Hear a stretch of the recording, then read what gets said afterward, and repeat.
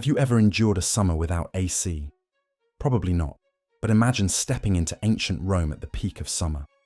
The sun beats down mercilessly, no fans, no ice-cold drinks, nowhere to escape.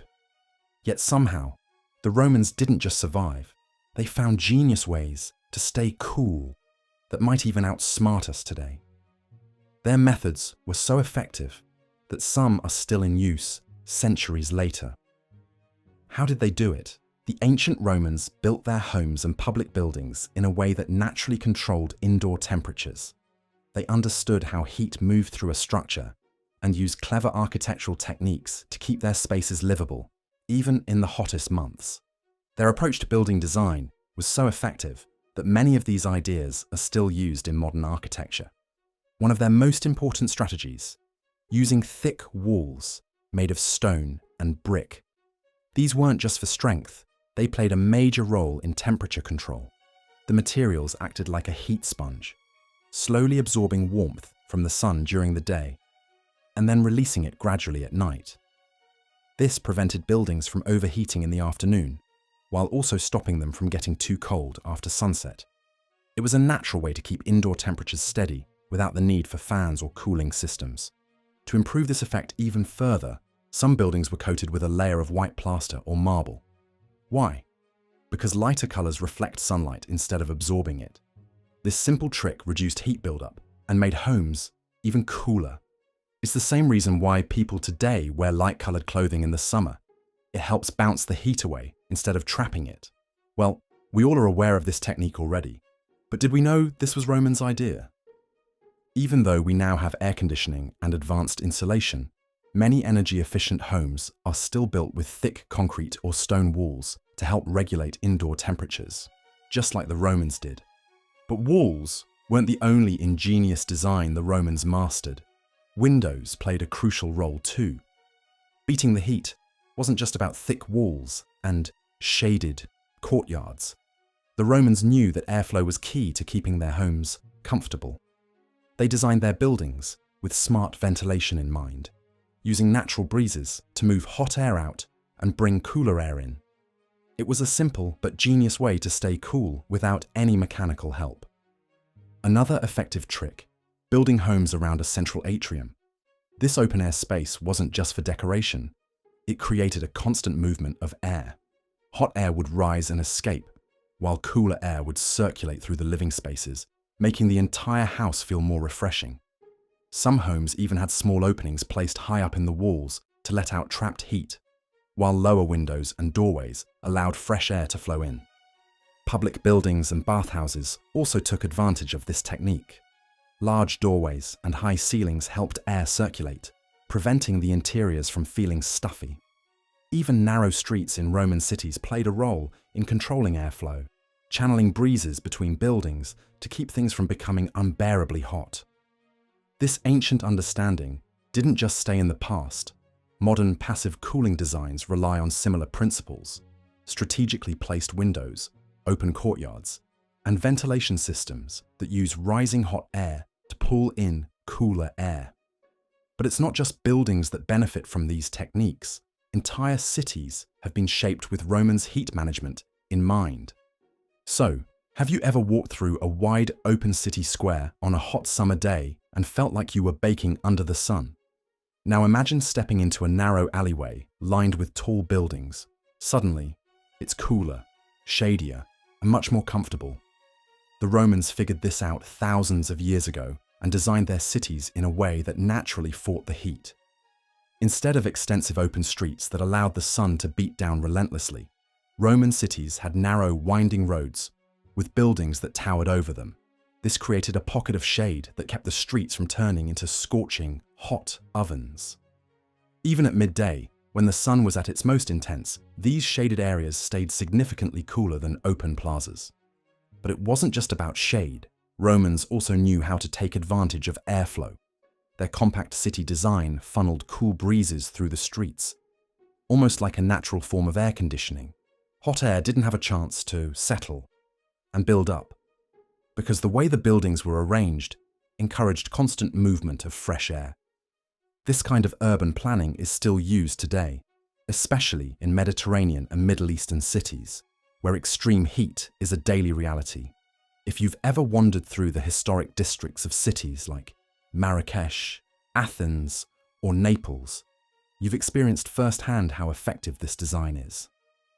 While modern cities often rely on air conditioning and artificial cooling, the Romans proved that with the right city layout, you can keep temperatures down naturally, no electricity required. And let's not forget their shade solutions, because trust me, it keeps getting more fascinating. We all stepped under a big, leafy tree and instantly felt cooler, right? Now imagine an entire city planned with that in mind. The Romans weren't just great engineers, they were also masters of using nature to their advantage. They knew that trees and plants weren't just decorations. They were powerful weapons against the scorching summer heat.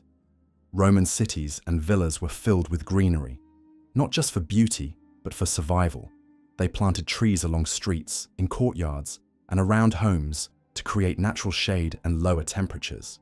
Climbing vines were encouraged to spread across walls and pergolas, blocking direct sunlight from baking the stone buildings.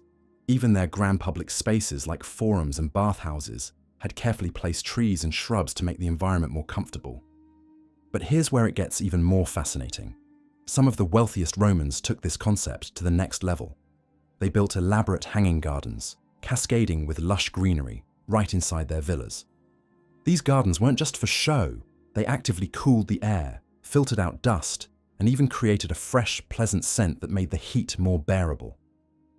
Think of it like an early version of today's green roofs and vertical gardens, except without any of our modern technology. So how did this actually work? The science behind this is simple, but brilliant. Plants release moisture through a process called transpiration, which cools the surrounding air.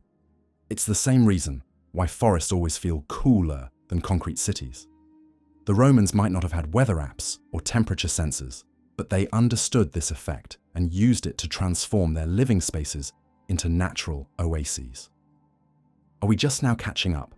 Today, cities around the world are finally catching up to what the Romans knew all along. Urban planners are investing in green roofs, vertical gardens, and large-scale tree planting projects to fight rising temperatures. If modern cities had followed the Romans' lead centuries ago, we might not be dealing with heat islands and overheating skyscrapers today. Maybe the ancients had the right idea all along. Nature itself is the best air conditioner. And talking about nature, cold water baths were one of the most effective ways ancient Romans fought off the unbearable summer heat. Public bathhouses, or thermae, weren't just places to get clean. They were massive social hubs where people gathered to relax, chat, and most importantly, cool down. But here's the shocking part. These baths had a special feature designed to jolt the body into relief from the scorching temperatures, freezing cold plunge pools. Inside these grand bathhouses, there was an area called the frigidarium. This was no ordinary bath. It was a chilling, ice-cold plunge pool, specifically designed to shock the body after exposure to intense heat. Romans would first spend time in heated steam rooms or hot pools, letting their bodies sweat and their muscles loosen up. Then, without hesitation, they would step into the frigidarium and submerge themselves in water that was often just a few degrees above freezing. Imagine the feeling, your body, heated from the intense Roman sun and the steamy bath, suddenly submerged in a bone-chilling pool. It was an instant and extreme way to lower body temperature, and for the Romans, it was pure relief. But why did the Romans swear by this intense temperature switch? And people nowadays wonder, who had access to these baths? So, surprisingly, almost everyone had access to it. Unlike today, where spa-like experiences are often reserved for the upper class, Roman bathhouses were open to nearly all social classes. Whether you were a rich senator or a regular worker, you could walk into a public bathhouse, cool off in the frigidarium, and escape the oppressive heat. This wasn't just a luxury, it was a necessity. With Rome's tightly packed buildings and overwhelming summer temperatures, these cold water baths were one of the few ways people could get true relief from the heat. Now, here's the crazy part. Modern science has proven that the Romans were onto something. Today, Ice baths and cold showers are widely used by athletes to speed up muscle recovery. Cold water immersion is known to reduce inflammation, improve circulation, and even boost mood by triggering the release of endorphins. People now pay hundreds of dollars for the same freezing cold therapy that Romans enjoyed for free centuries ago. So, the next time you take a cold shower to wake up or step into a plunge pool at a spa, remember, you're participating in an ancient Roman tradition that helped people survive the brutal heat of the past. And what about the palaces?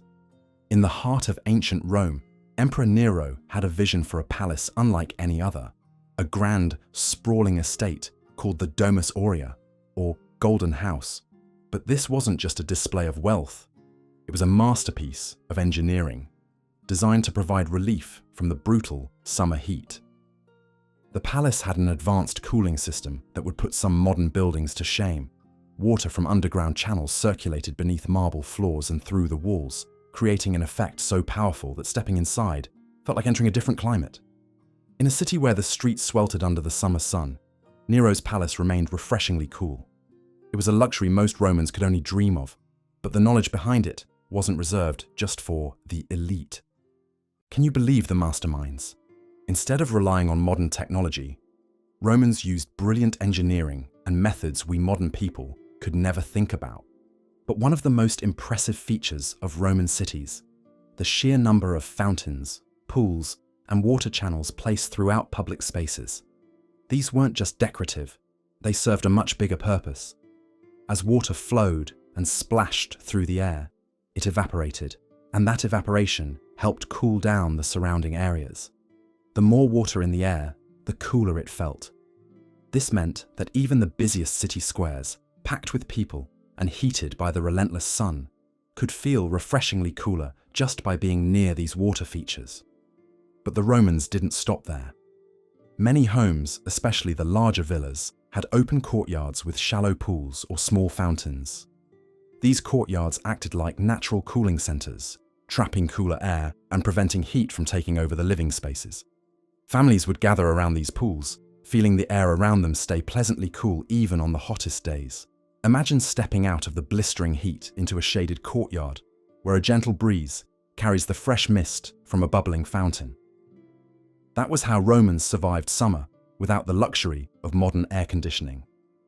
And you know what? This ancient method of cooling is still in use today. I mean, you must have walked past an outdoor misting system in a theme park or restaurant patio. Well, that's the same evaporative cooling effect that Romans mastered centuries ago. Cities now install decorative fountains in public squares, not just for beauty, but because they help lower the temperature. Even modern evaporative coolers, used in dry and hot climates, work on the same principle of adding moisture to the air to create a cooling effect. Their cities pulsed with aqueducts, fountains, and intricate cooling systems that turned scorching summers into an afterthought. From lavish villas to bustling bathhouses, water wasn't just a luxury, it was a masterstroke of survival and comfort. But how exactly did they achieve this level of control over nature? And could their ancient methods hold the key to solving our modern climate challenges? We all use water every day, but do we really think about how to use it in different ways? The Romans did know them, and they understood that flowing water absorbs heat and that evaporation creates a cooling effect. By integrating water into their everyday environment, they were able to lower temperatures efficiently without electricity. Their expertise in hydraulic engineering allowed them to transport and distribute water across vast distances, ensuring that even the busiest and most crowded urban areas could stay refreshed. Can you believe this? Today, many modern cooling solutions, such as radiant cooling systems, misting devices, and urban water features, draw inspiration from these ancient Roman innovations. Their techniques prove that even thousands of years ago, humans had already developed sophisticated, energy-efficient ways to beat the heat, methods that we are only now beginning to appreciate and revive in our fight against rising global temperatures. Isn't this smart? And guess what? Wealthy Romans had one of the smartest cooling systems of their time: radiant cooling. They built their homes so that cold water from aqueducts flowed through small pipes inside the walls and floors. This helped cool the indoor air, working like modern air conditioning, but without electricity. Have you ever thought about using cold water to cool your home? The Romans did just that. As the water flowed, it absorbed heat from inside, keeping their houses much cooler than the hot air outside. Their thick stone walls trapped the cool air, making the system even more effective. So their homes stayed comfortable even in the summer heat. This early form of temperature control is so efficient that modern architects still use it today in radiant floor cooling systems found in eco-friendly buildings. The Romans didn't just keep their homes cool, they also designed public spaces with flowing water features to reduce heat. Fountains, pools, and water channels were placed all around the city, especially in markets, plazas, and courtyards where people gathered. Public spaces were designed with this in mind. People could sit near fountains, dip their hands in the cool water, or even stand in the mist to escape the summer heat. And the placement of these fountains wasn't random. Many were built in breezy areas, so that as the wind passed over the cool water, it carried refreshing air throughout the city. The result? A naturally cooled urban environment that made even the hottest days more bearable. Today, many cities use misting systems, decorative fountains, and cooling ponds to create the same effect. Roman engineers were ahead of their time, proving that water was one of the most effective tools for staying cool in extreme heat. The Romans were rulers of controlling their environment. They built entire cities with heat management in mind, using water, shade, and smart architecture to keep temperatures down. Public fountains didn't just add beauty to the city, they cooled the air through evaporation. One of their most clever techniques was their use of greenery. Wealthy Romans built elaborate hanging gardens in their villas, but even common citizens understood the importance of shade. They planted trees along roads, let vines crawl up their walls, and designed courtyards with lush greenery that cooled the air around them. The science behind it is something we now understand. Plants release moisture through transpiration, creating a natural cooling effect. But the Romans figured it out centuries before modern meteorology confirmed it. Today, as we face rising global temperatures, cities are scrambling to adopt many of the techniques the Romans perfected thousands of years ago. Green roofs, tree-lined streets, and water features are being reintroduced as sustainable solutions to urban overheating. But here's the shocking part. Despite all our technological advancements, we are still struggling to match the efficiency of Rome's ancient cooling systems. In a world where air conditioning strains power grids and contributes to climate change, could the real future of cooling lie in the past? Maybe the Romans weren't just ahead of their time. Maybe we're the ones trying to catch up. The Romans may not have had air conditioners, but they created one of the most advanced cooling systems in history, and it still holds up today. Maybe it's time we start reintroducing some of these genius techniques and rethink our dependence on AC. Which methods surprised you the most?